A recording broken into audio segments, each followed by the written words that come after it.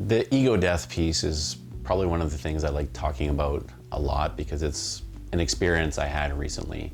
And I've read a lot about the concepts around ego death and dissolving the ego and things like that. But right around COVID time, I already had felt an energy coming on, probably about a year to 8 months before COVID hit, that was really pulling me in and drawing me in. I was really having trouble focusing on anything external, which was affecting my job and a lot of my outcomes externally.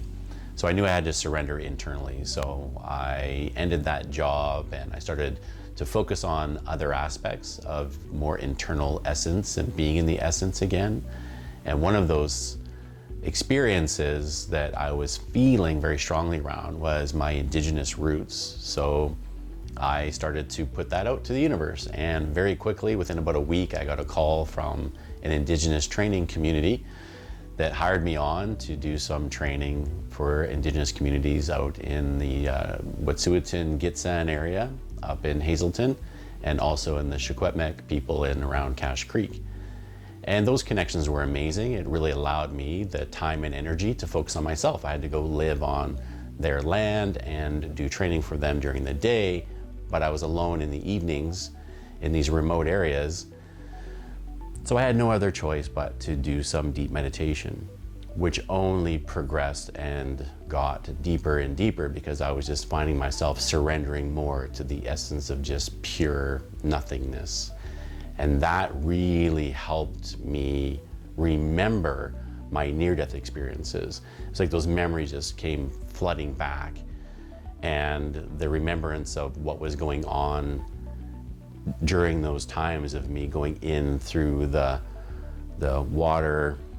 So going through this vortex, this whirlpool, and being sucked in underneath that energy again. And so as I'm meditating, I'm feeling myself again being sucked away into this increased consciousness level, which I'm no longer Troy, this person with all of these different attachments. I was completely free again, and just this wide open energy and connected to source.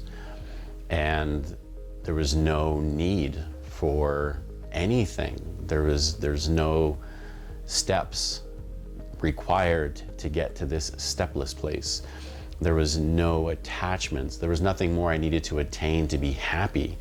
I just sunk into this essence of just bliss state of joy. It's hard to even explain and put titles to this energy that you tap into, because once you're in it, there's nothing more required to be happy for any reason. And getting back in touch and in tune with that deep energy, I just fell in love with it. And so throughout COVID, I spent every single day meditating as long as I could. I wanted to really marinate into this essence of nothing, because I found the more that I did that, the more my ego was dropping off and all of the ego drives were dropping off. So the feeling in need to do anything was releasing. All of my past attachments of thinking I need to be better, I need to attain something to be loved or to be happier, all of these things just dissolved and washed away. Some of those experiences were very hard to deal with, because as I was in these moments of deep meditation, it was almost like something was taking over my breathing for me as well. And my first consciousness of that at first was a little bit weird, because for a lot of my life around hypnosis training is to control your breath, which then controls your thoughts, which then controls your emotions, and so on and so forth. Whereas this was surrendering, to releasing, to connecting to source energy, where I'm breathing with source energy, and it's almost like it's breathing for me in a way. And once I surrendered to that, then again, it was like another level of awareness just happened. And this energy just grew to the point where I could meditate an entire day away very easily. My first intention was to sit and meditate as the sun is rising, and then make sure that I go and sit and meditate as the sun was setting. And in both cases, positioning myself so that I'm facing the sun as it's rising and then facing the sun as it's setting. But then there was a moment where I was sitting to welcome the sun rising, and I woke up later in the day when the sun was setting. And I say wake up as in I was never asleep. I was pure conscious the entire time. I could hear and feel and be in the moment, but then the moment seemed to just almost disappear. And that experience was a huge awakening. And it also brought back so many more memories of even memories that were not pure memories, like I would remember a past life in particular, like the details of it. Again, the details seemed to just wash away. It was the essence of things. And there were some details that would be there, but always within the feeling or essence around that aspect of energy. So I would have memories of ancient Egypt, which always fascinated me, always felt like I was connected to. But the awareness was that I am a part of all source energy, but in almost like a bubble. And then also I would picture the symbol of the Egyptian Ankh. And the top part of the Ankh looks like a teardrop or a balloon. And then there's these arms that span out. And that to me was like the infinity symbol of the soul. So the bubble is the spirit. The infinity symbol is the soul, which is also our emotions. And also connected to almost like ask and receive, inner and outer. So it's a bit of the duality, which then the bottom stem is the form, so the physical. So the mental, spiritual, through the emotional soul creates form. And so that symbol would just flash to me with the awareness of the understanding of being pure spirit through the emotional energy manifesting form. And so that, of course, was such a strong and powerful connection to that essence and awareness that I found myself wanting to go even deeper. How much can I let go of the connection to physical form and the reactions of emotional energy, and allowing myself to more be in the flow rather than reacting, and not even necessarily being proactive. I didn't feel like I needed to do something to spark a particular emotion to create form.